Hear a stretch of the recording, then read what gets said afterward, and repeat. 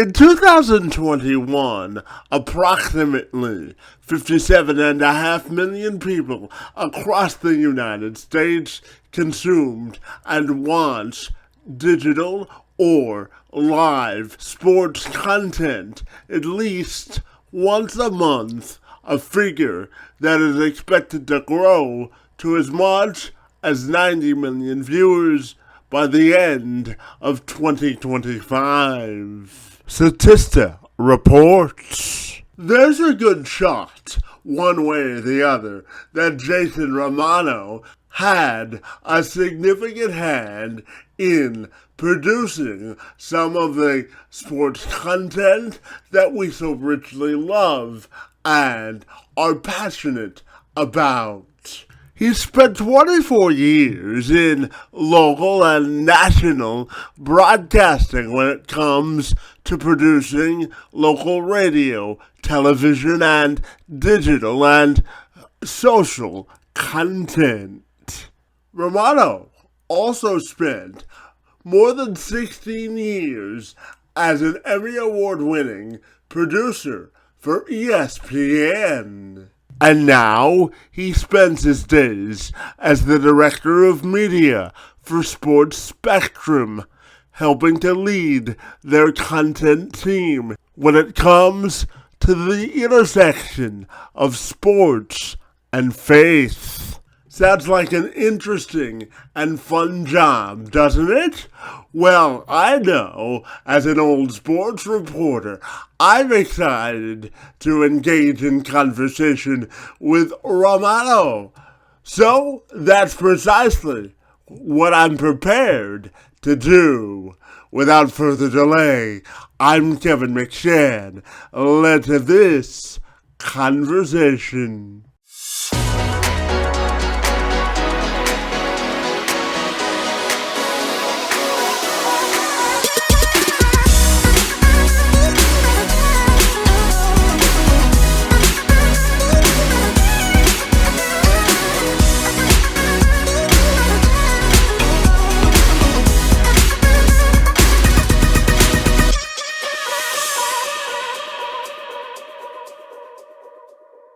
Jason, if you're ready, I'll take a moment to welcome you to the program, and I'll wish you a happy Friday, my friend. Great to see you this morning, and I'm super excited to dive into your experience and career in the sports and entertainment industry. So with that, I'll say good morning, and it's great to see you this morning, my friend. Yes, it's good to see you, Kevin. Thanks so much for the invite. Looking forward to talking to you. Absolutely. Now, Jason, I know that you've been in some form of sports production, whether it be on TV, radio, digital, or the social side for about 24 years now. I also know that you spent about 16 years at ESPN as an Emmy Award-winning producer. So I'm wondering if we can start our conversation by you just telling me about the trajectory of your career and what makes you so fabulous, my friend. Your words of being fabulous, not mine, but I appreciate that. That was very kind of you. My trajectory, I think it starts when I'm a kid and, I fall in love with sports. I fall in love with basketball, baseball, football. I play it, but more than that, I watch it. And I watched it religiously all the time. And I had, notebooks and kept stats, and I collected baseball cards, and I had posters and read the newspaper, sports page every morning when I was a kid growing up. And that was just who I was. I fell in love with sports. And so naturally, as I got older into high school, the thought was, okay, if I can't play sports professionally, at least maybe I could work in sports in some realm. And broadcasting became something that was really attractive to me. When I got to college, that's what I went for. I decided to go into sports media and to get a degree in broadcasting. And that led to a job my first job out of college was a local radio station in Albany, New York, where I grew up. And I was a producer, and I kind of cut my teeth and just learned the ropes of what it means to be a professional working in the radio and the broadcasting industry. It wasn't really a lot of sports for the first couple years. But then the greatest opportunity that honestly changed my life forever was getting a chance to go work for ESPN. And when I got there in 2020, almost 23 years ago now, I, was like a kid in the candy store and I was so excited. And, I had known how to conduct myself professionally and working in the business, but I had never worked in sports. And certainly when you're working at ESPN, you're working at what I would consider the top level echelon of all sports broadcasting. So you feel like you're around, the Yankees or the Patriots or this esteemed, pristine company that you want to do good work for. And so I felt that for a long time and tried to do the best job that I could. I was fortunate to be in a role for 9 years at ESPN as a talent producer where I was booking guests and getting different guests to come on all the ESPN shows. And that's one of the few roles at ESPN where you have a deep seated, rooted relationship with a lot of people outside of ESPN. So coaches, athletes, reporters, analysts, you name it, agents, just different people in sports and even in the entertainment industry that I had become friendly with, that I had worked with, had relationship with. And that ultimately led to the relationships that I have built through social media as well. And really, it took me all the way to 2017, where I just felt like my faith was getting stronger. I wanted to do more for God. I didn't know what that meant, but I was open-handed and willing to do whatever that took. And if it meant leaving ESPN, I was prepared for that. And ultimately, that's what took me away from ESPN. But I still get to work in media and I still get to work in sports. And that's what I'm doing today with Sports Spectrum.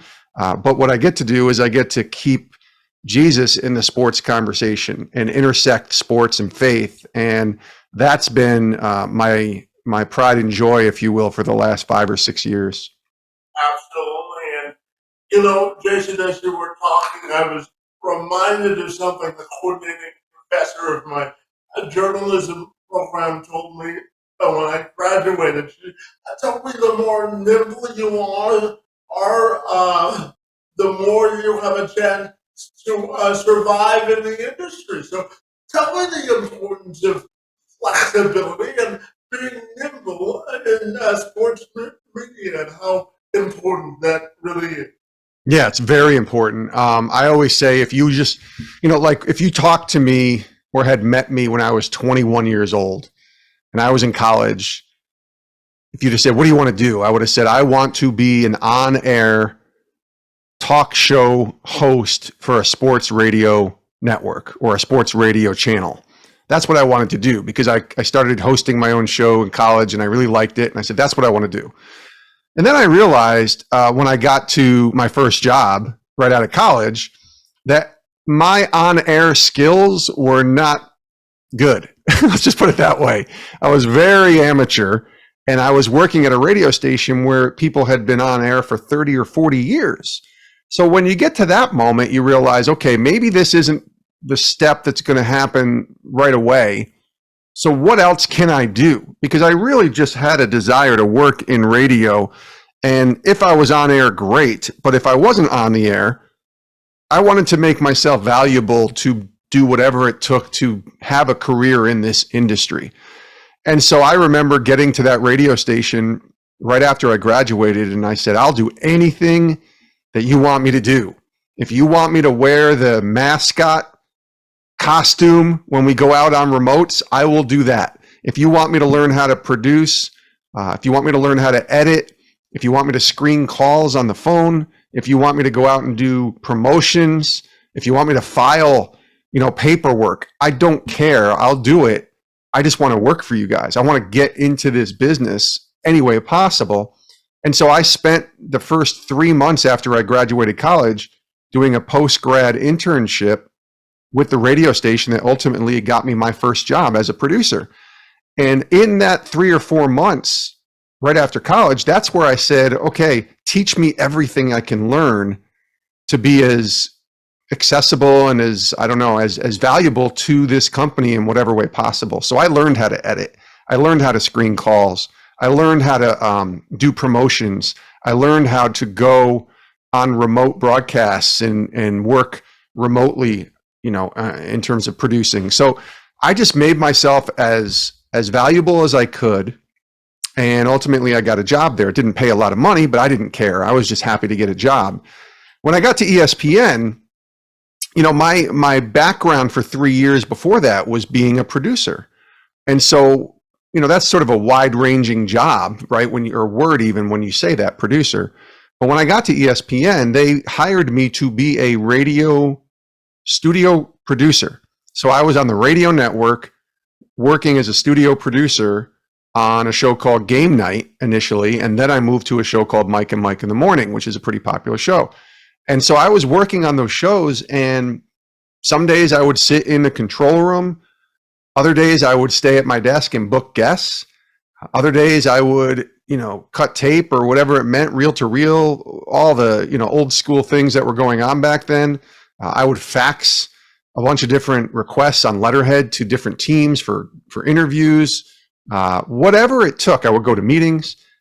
I just wanted to be a part of it, and I don't think most people should just be focused on learning everything, because I do think there are certain skill sets that people have that others don't have. So once you find your sweet spot, like, go for that area.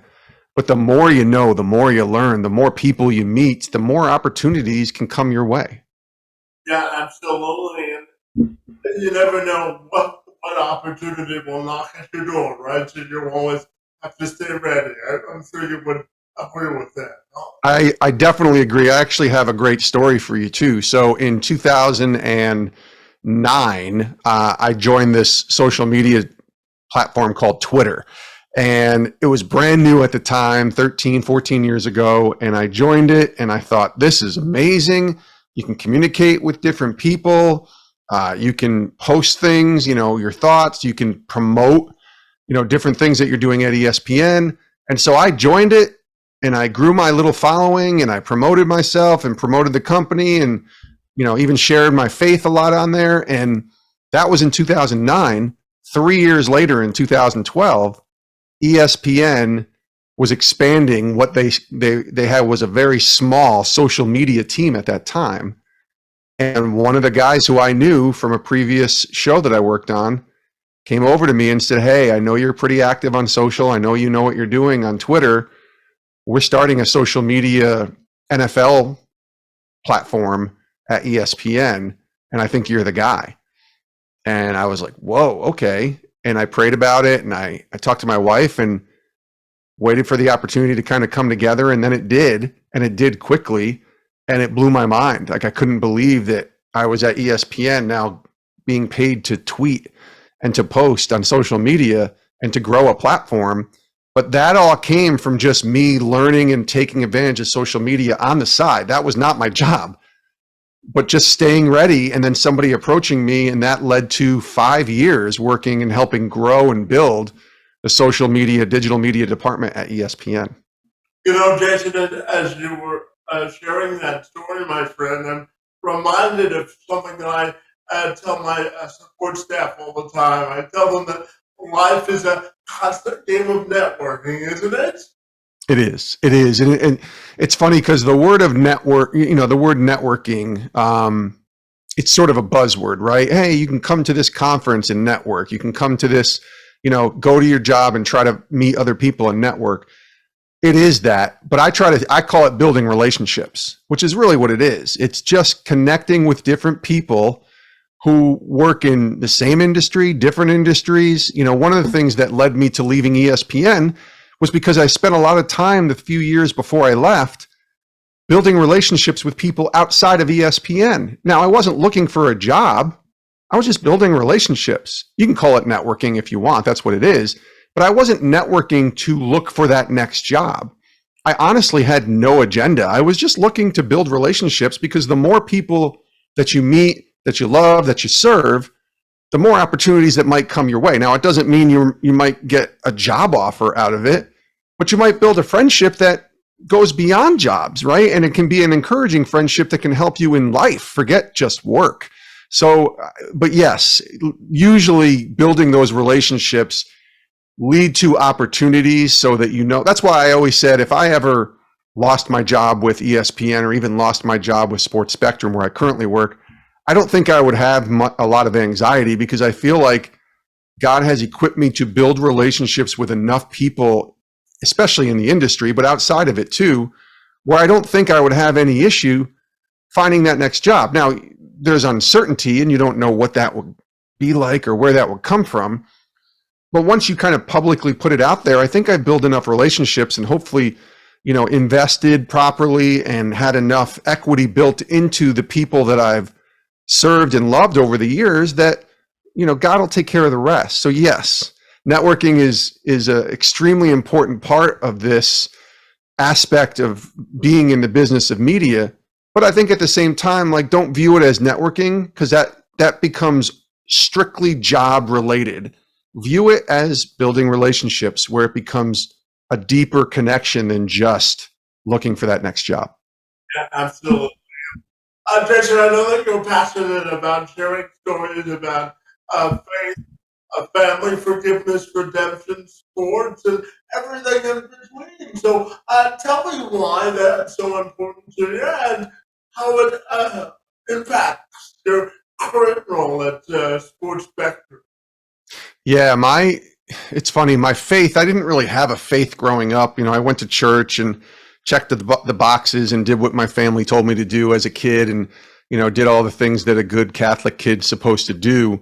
But I really didn't care about church. I was really never, I don't know if the word is taught or shown how to live a life that's faith fueled, that's dependent on God and a higher power. So for me, sports was my God, and that's all I cared about. But as I got older and I began developing a relationship with God and really showing or really living out this new faith that I had, I became really intrigued, I guess would be the right word, on what it meant to kind of live in that intersection, right? Like, I love sports, always have, and I always will.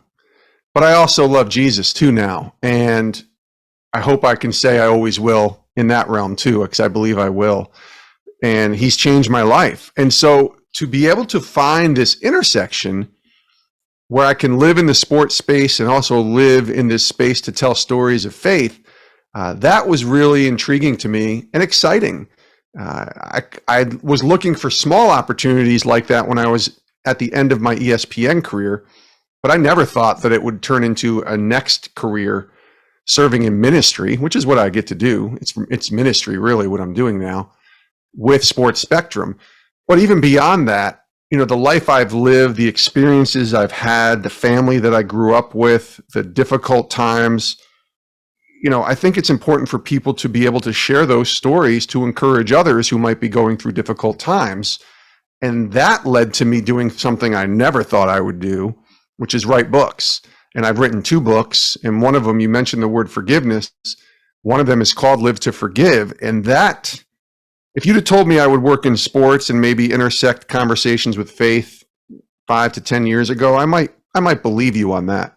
But if you told me 10 years ago that I was going to write 2 books and one of them was going to be on what it means to forgive, and it's going to have the story of me and my alcoholic father kind of navigating difficult seasons of life, I would have laughed at you. There's no way that was going to happen, but it's happened. And I'm glad it's happened because it took me into a very uncomfortable zone of writing, which I don't enjoy writing. It's not my favorite thing to do. I'm a producer, so I'd like to do that.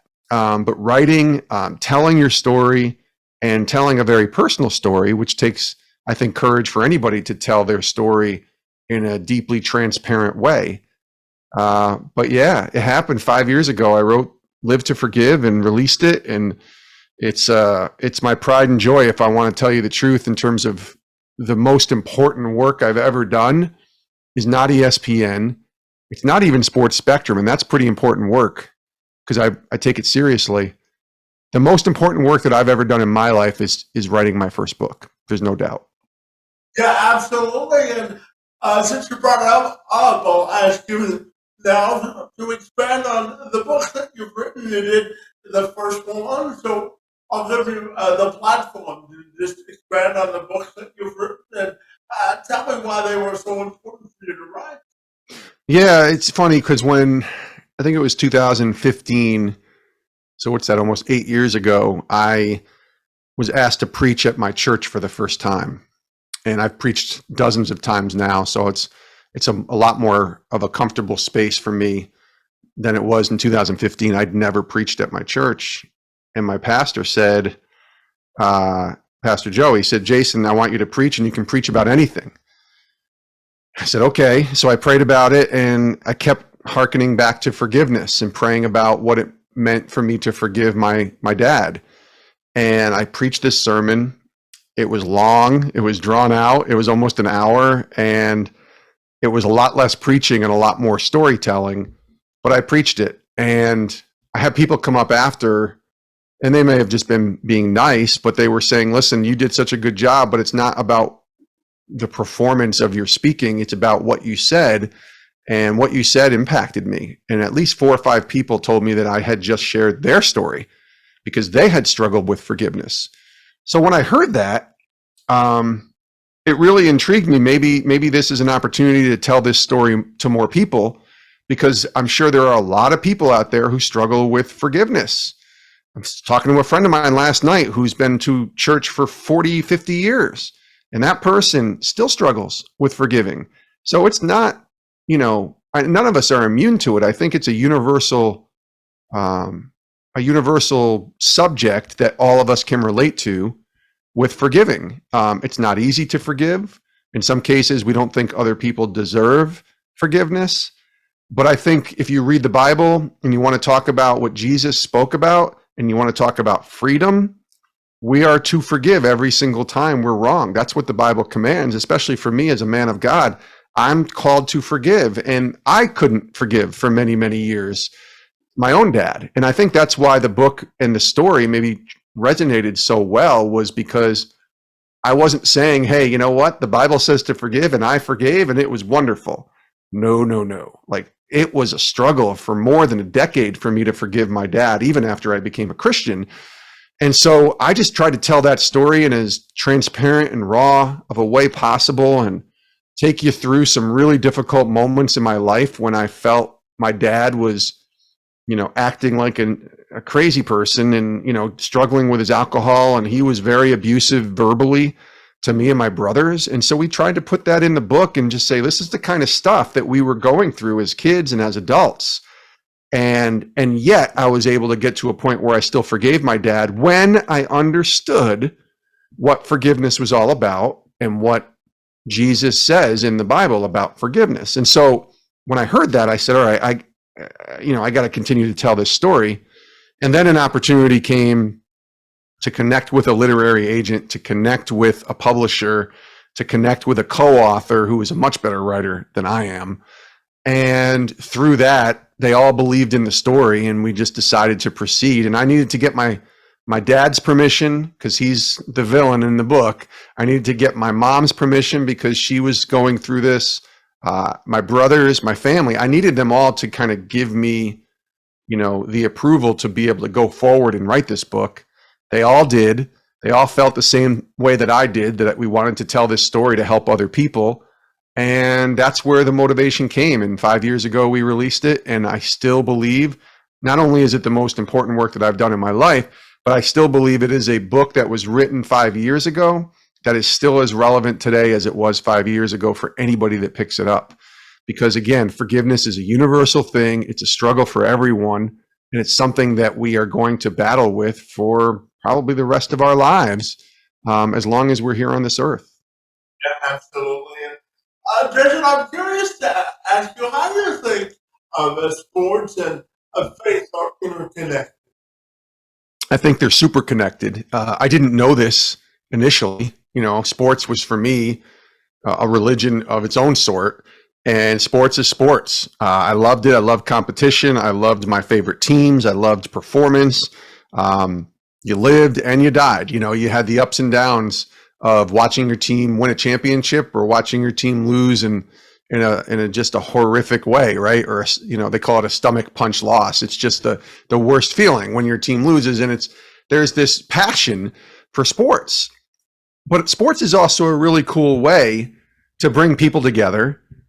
If you go to a sporting event at, let's say we go to a Philadelphia Eagles game, and I'm not an Eagles fan, my brother is, but if you go to an Eagles game and you got people who are black, people who are white, people who are Jewish, people who are Christian, people who are young, people who are old, people who, male, female, all walks of life coming together, 60,000 people in a stadium to cheer for this team.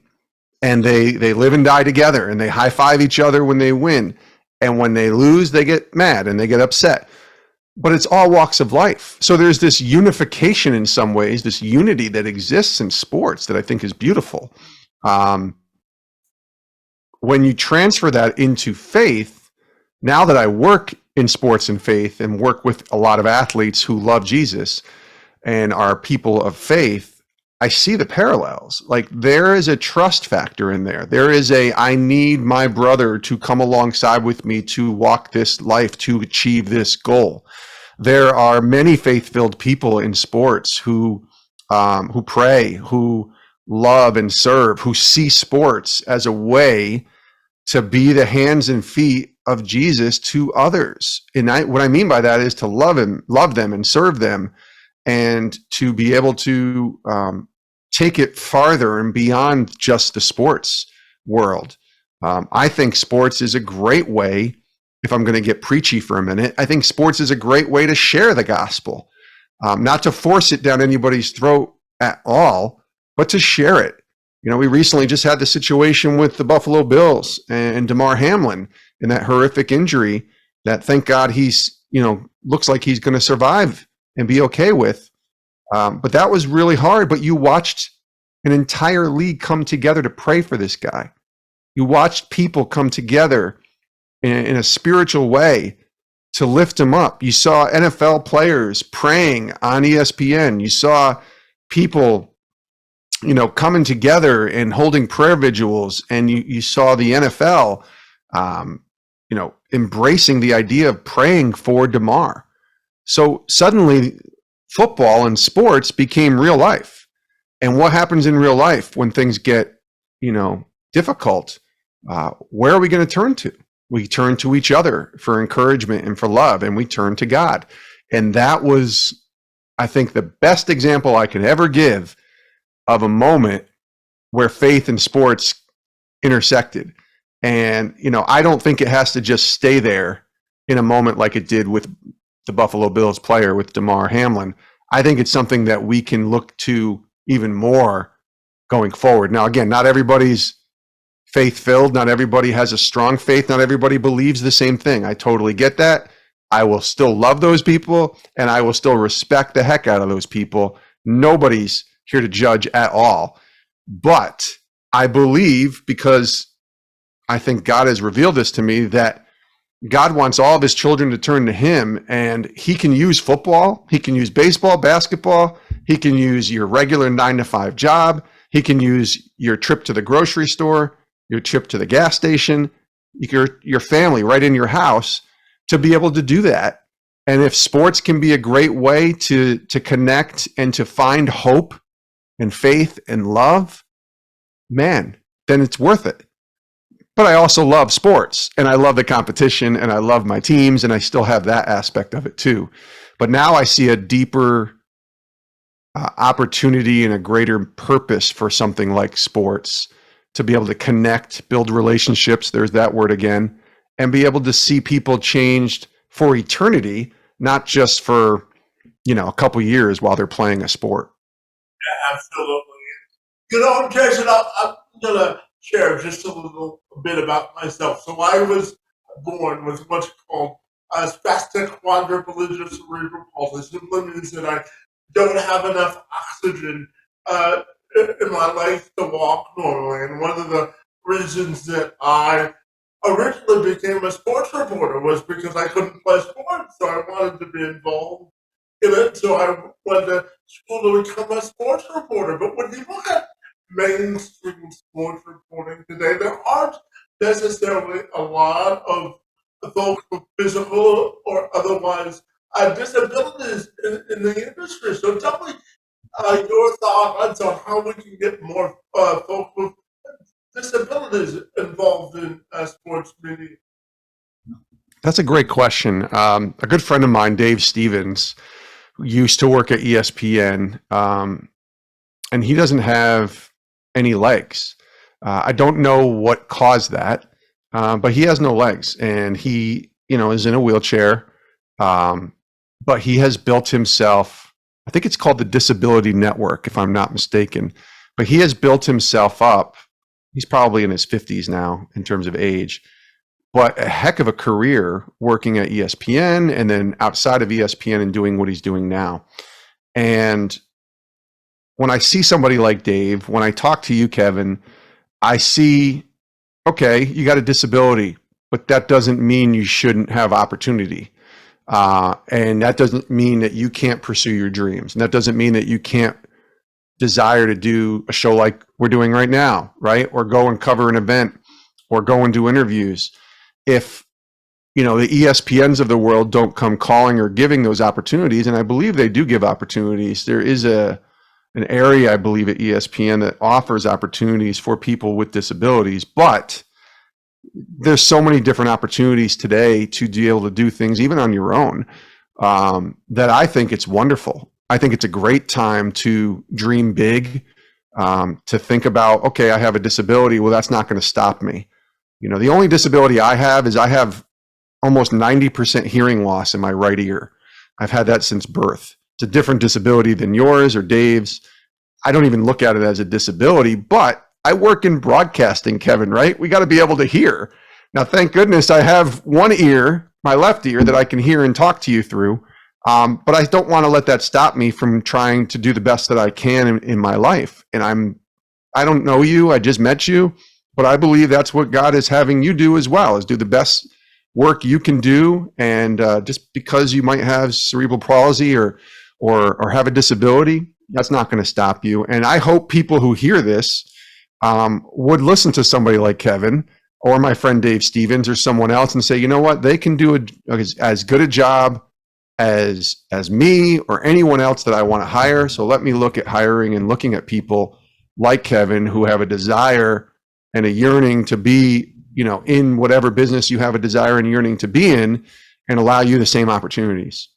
Yeah, absolutely. And, I'm also fascinated to ask you, Jason, your opinion on the role you think athletes play in today's social discussion of progress when it comes to voicing their opinion on social justice or other societal issues, because they obviously have a platform that they want to use to amplify the causes and issues that are important to them. So when we look at society today, how big of a space or responsibility do you think athletes have in sort of steering the conversation of progress forward?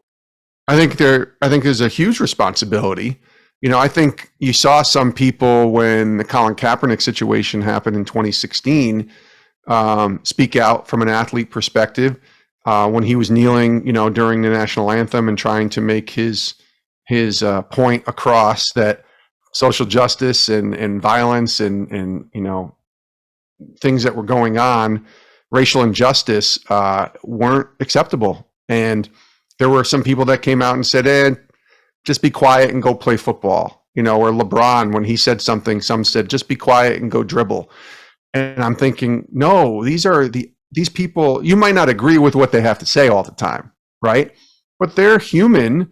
They have a huge platform and they have every right to share what they want to share. And hopefully it's sharing something that's positive and encouraging and trying to get to a place where we are making progress and we're trying to build unity and we're trying to build awareness on things that are still happening, injustices that are still happening in this country. I remember, the George Floyd situation in 2020, when that happened, I had thought, okay, that was a terrible incident. It's kind of a one-off. And, you just you pray for the Floyd family and you pray for, police officers around the country that they would never act like that again.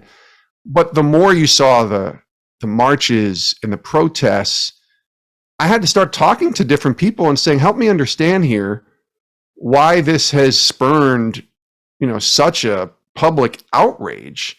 And it's because of the video, right? Like, you can go back and watch that video of George Floyd and that policeman, kneeling on his neck, and you think, okay, it's the image of that, a black man being put on the ground by a white police officer. Even if it was 2020, it's still happening. And so for all those athletes to be able to say, you know what, we have a big platform here, and let's unite, let's do this out of love, but let's also say we can't have this, can't stand for this. And let's see change happen. Even if it's one person, it's too many, right? And so I think athletes have a great platform, and that's for all causes. That's why I love athletes being able to share their faith, because I think it's a wonderful platform for them to talk about their faith to others. I think faith isn't just talking about, though, it's action. And I also think there's a lot of people who are using their platforms for action, right? And I think you saw that even a little bit the other day as we record this with Damar Hamlin and his, injury. And he had this awesome little toy fundraiser that he was doing for kids. And he had a goal of $2,500. And people said, you know what? We want to rally around this guy. And it's up to $7.5 million that was raised in 4 days. That's an insane amount of money.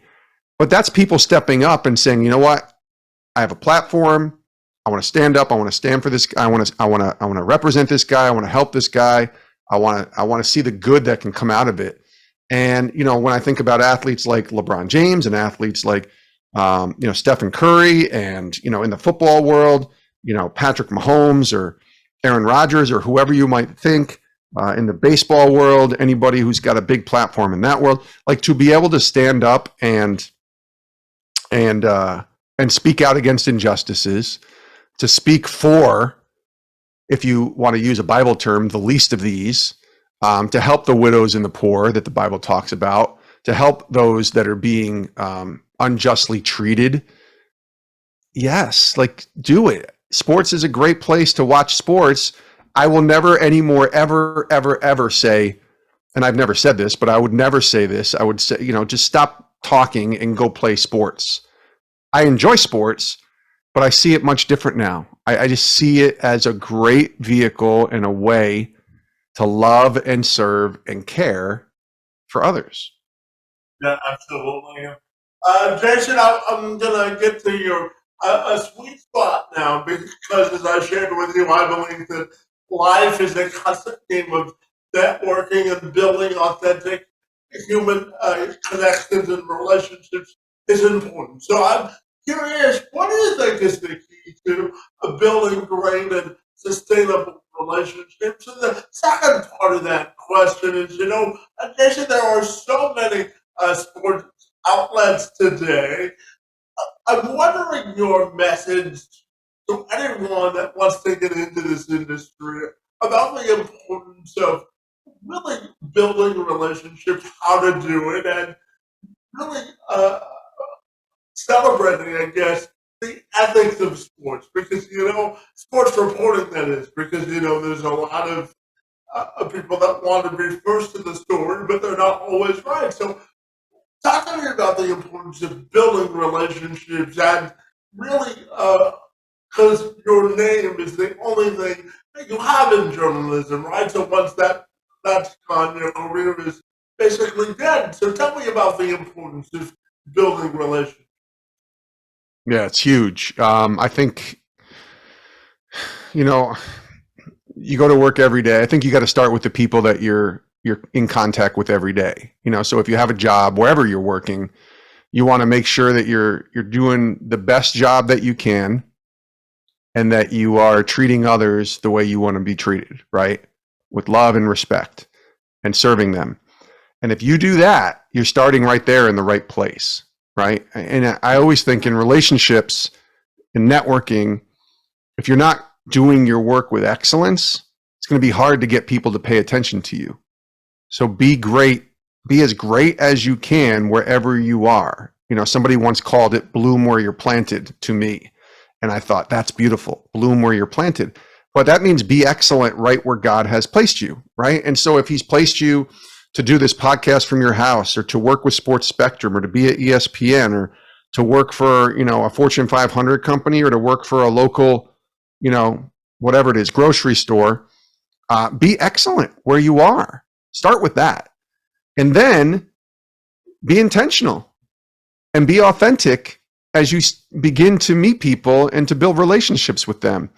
I tell young people all the time who are coming out of college, don't call people asking them for their time and asking them to help you find a job. Don't do that. If you want to learn from someone, but call simply with, or connect simply with the agenda to learn from them, not to get a job, because that feels like you're trying to use them for your own advantage. Don't do that. Just build a relationship. Learn from them. Serve them. Let them serve you, but serve them. Ask a ton of questions. Never ask for a job in that sense. Ask a ton of questions. And trust me, as you build relationships with people who are willing to invest in you, opportunities will come from that. So that's why relationships are so important to build. And like I said earlier, you want to build those relationships coming out of a place of love, of empathy, of authenticity, and being authentic. You want to do that so that they realize that you are who you are and you care for them. I always say people will not care about how much you know until they know how much you care. Let me say that again. People won't care about how much you know until they know how much you care. So it doesn't matter what you know, your experience, even from a faith perspective, what you know about the Bible or God or anything like that. They just want to know that you care for them. And that's relationship building. And so whether you're a college senior coming out looking for a job, and there are many jobs out there, but whatever you are, just do it from a place, a posture of love and serving, not from receiving and selfishness. And I think good things will happen from that. You also asked about, how do you do that? What's the trajectory of getting a job in sports today? I think there's never been more opportunities to get a sports media job than today. Now, it's a lot harder because there's so many different platforms and there's a lot of people going after those jobs. But I think it's also easier in the sense of you can connect with anyone today in a different way through social media or through LinkedIn or different places like that than when I was coming out of college, where the internet had just really started. And so I wasn't able to connect with bosses and hiring, managers and people like that when I was coming out of college. You had to go to the station and hand them your resume and hope that they called you. That was it. Or mail something and hope that they open the envelope and read it. Today, it could take one click on your computer or your phone, and you can find the person that might be hiring for a job that you're interested in. Doesn't mean you're going to get the job, but it means the access to get to the person that can help you is much greater today than it was 20, 25 years ago. And there's just so many more outlets, Kevin, right? There's so many different areas. Like even if you wanted to start your own podcast, or like my buddy Dave Stevens that I was telling you about, who doesn't have any legs, I think he started his own disability network. Great on Dave. He probably couldn't have done that 20 years ago. But today, with the access to the internet, with the access to things like Zoom, everybody can buy a microphone and get a headset and do it for under $100 and make their quality sound good. Everybody can get a social media page. Everybody has a phone, so you can video and do things there. There's never been a better time to get your content out there. There just hasn't been. And I think there's never been a better time to try and let that work that you do be seen by more people, which ultimately leads to more opportunities. Yeah, Jason, I leave one of the tenets or sayings that I live my life by is that exclusion is the gateway to independence, and that we all make time for the things that we prioritize, right? So if it's that important to us, we prioritize making a time in our schedules to do it, right? Right. Yes. Yes. Prioritize whatever you're passionate about, you'll do it. If you want to work in this industry, you got to put in the time. You know, I'm 25 years, 26 years now working professionally in broadcasting, 26 years. That didn't just happen overnight. You know, it's a 26-year overnight sensation for me. It's a lot of work that went in, a lot of early hours, a lot of time, you know, behind the scenes that nobody sees, grinding, as they say, putting in the work. Ultimately, that's led me now to look back, and I'm going to be 50 years old this year, Kevin. I'm getting old. But when I get to 50 in September and I look back, I can say, you know what? That was worth it. Like, I put in a lot of work, and I had opportunities, and God blessed me in whatever way that he wanted to bless me with. And thankfully, he's done it in a way that I've never felt like I had a job that I hated in 26 years. I've really never felt that way. And I hope I never have to feel that way, if I'm being honest with you. We'll see. But I think you got to remember, especially if you're early on in your journey in your career, don't look for microwavable opportunities, something that's instantly going to come. It's going to feel great, but because it'll eventually, it won't taste as good as that nice simmering, you know, long crock pot of a stew that's sitting in there for hours and hours. That takes time to put together. And that's been my career experience, is it takes time. It took 3 years for me to stay at a local radio station until ESPN, and that opportunity happened. And then at ESPN, it was 16, almost 17 years of growing and learning, and opportunities took years to happen, not days or weeks. But you be faithful in the little things that God has provided with you each and every day. And ultimately, I think that will lead to opportunities to then you'll look back and be like, look at that. I can see the orchestration of this plan that was put in place, this grand plan for our lives, as you look back and do the job, do the work each and every day. Yeah, absolutely. Jason, I wouldn't be doing my job if I didn't ask you about sports passions, my friend. So, what gets you most excited about sports? And my final question for you has to do with legacy, my friend, and how you want that to be defined, both personally and professionally. Well, let's start with sports, and then you can ask the last question again, because I think we can talk about sports. What I'm most excited about is just what I get to watch, you know, at this time of year, as we're recording this early in 2023. I mean, it's football, it's the playoffs, it's the NBA. You know, halfway to the point of the NBA season, and the All-Star break is coming up next month, and pitchers and catchers reporting for baseball in about 6 weeks. And that means it's going to get warmer, hopefully up here in the Northeast, you know, in a few more months, to where we can be outside and enjoying the warm weather, and baseball coming in the summer. So there really isn't a real bad time to be a sports fan for me. The slowest sports month is usually the month of July, because there's not football quite yet. The basketball season's done. There's a lot of free agency and things happening, but baseball's still going on. But it's July. It's warm weather. So I'm not complaining about the slow month of a July.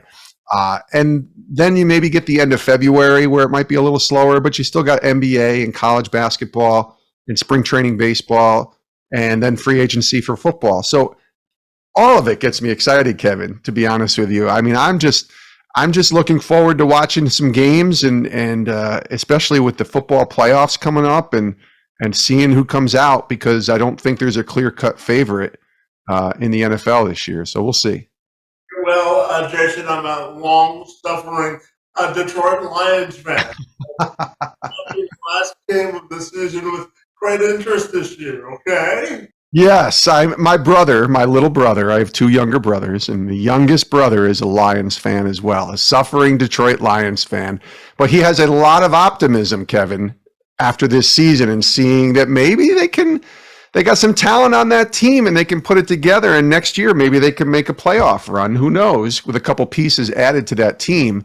But yeah, it's been a tough, long disappointing road as a Detroit Lions fan. But they have hope this year, Kevin. They have a little hope. No, Jason, it's the first season in quite a while. I don't have to adopt the vernacular of there's always next year, right? That's right. And you know what? If you win this weekend, you'll finish over 500 for the first time in a long time. And that's a big deal for Lions fans to give them some hope and some, optimism that they can make a run at this next year. So that'll be interesting to watch. And I hope they win for you. And I hope they win for my brother. Yeah, it's eerily strange, Jason, because it's ironic that the Lions playoff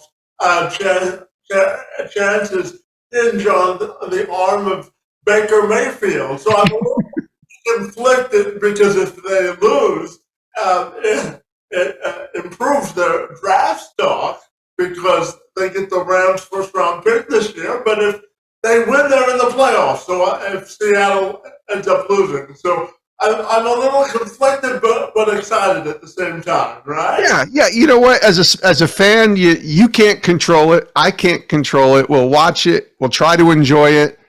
There'll probably be some letdowns, and even if you lost or you don't make the playoffs, you can benefit a little bit by a draft pick, right? And now you have hope for next year. That's one thing I used to think, Kevin.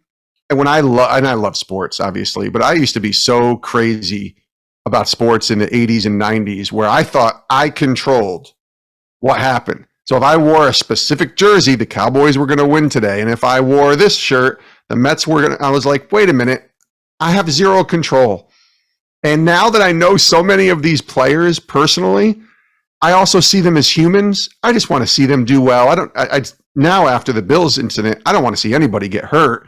And, I hope it's positive, the outcome for your team and certainly for the teams I root for, but it's not going to change any of our lives, right? If our teams lose, we still got air in our lungs. We can wake up each day and thank God for the blessing that we have and try to enjoy it and look at it as more fun than taking it so seriously that our lives are ruined forever if the team loses a playoff game. Like, they're not. We got our lives to live and we're going to be okay, but we can still have fun rooting for sports.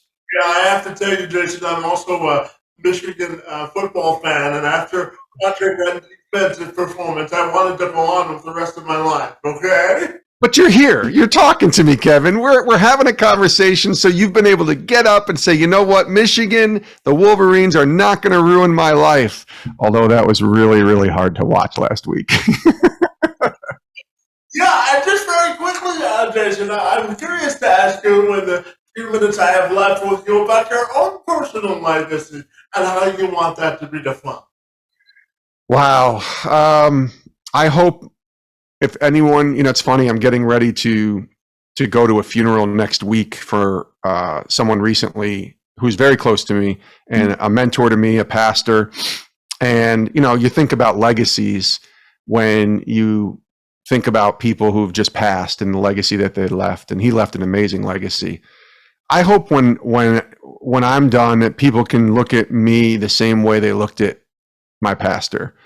And the way they look at him as someone who loved and served God, who loved his family, who loved his community, who loved his church. He also loved sports, and he's got that legacy as well, just like I did. But he loved people and he loved God. And really, that's where I want my legacy. I mean, it's very nice to have people say things about my books or about my time at ESPN or winning an Emmy Award or anything like that. It's very nice. But that stuff doesn't matter if I'm not a good husband to my wife, if I'm not a good dad to my daughter, if I don't love God and love people, which are the two most important commandments that Jesus gives us. And so I strive for that each day. I know I fall short, but I strive for that each day, to spend time with God, to love him with all my heart, soul, mind, and strength, and then to love my neighbor as I love myself. And my neighbor means my wife, my daughter, my community at church, my community with Sports Spectrum, you, Kevin, who I just met, anybody that I come in contact with, people I tweet about or tweet to at social media. That's no different to me. I want to be able to say that I love God and I love people, and let the chips fall from that as they may. And that's what I strive to do, hopefully for the rest of my life. Yeah, absolutely. And finally, Jason, tell me if people want to get connected with you, my friend, what's the best way they can do that? Probably the best way is to find me on Instagram and Twitter, and you can hit me up there. I would say, my DMs are open, so if you want to send a DM or just follow or send a note or whatever, I will see that. And so that's probably the best way. I have a website. You can check that out if you want. I update it a couple times, 3 times a year, 4 times a year, or any kind of speaking engagements that I might have. And that's simply my name, jasonromano.com. And I would also encourage people to go to sportspectrum.com. That's actually where I spend the majority of my time working on with our podcast, with our website, with the stories, with the magazine that we have. Sportspectrum.com is where I live each and every day with stories on the intersection of sports and faith. So that's the best way to get in touch. Absolutely. Well, I want to sincerely thank you for spending a couple of minutes with me today to talk about sports, faith, and family, and everything in between, my friend. Your work in the space and time on my behalf. It's most appreciated. And I want to thank you for being here this morning. Kevin, thank you for the invite. I really mean that. Keep doing what you're doing, buddy. I think you're awesome, and I appreciate you thinking of me and inviting me. So all the best to you, buddy. Thanks for having me.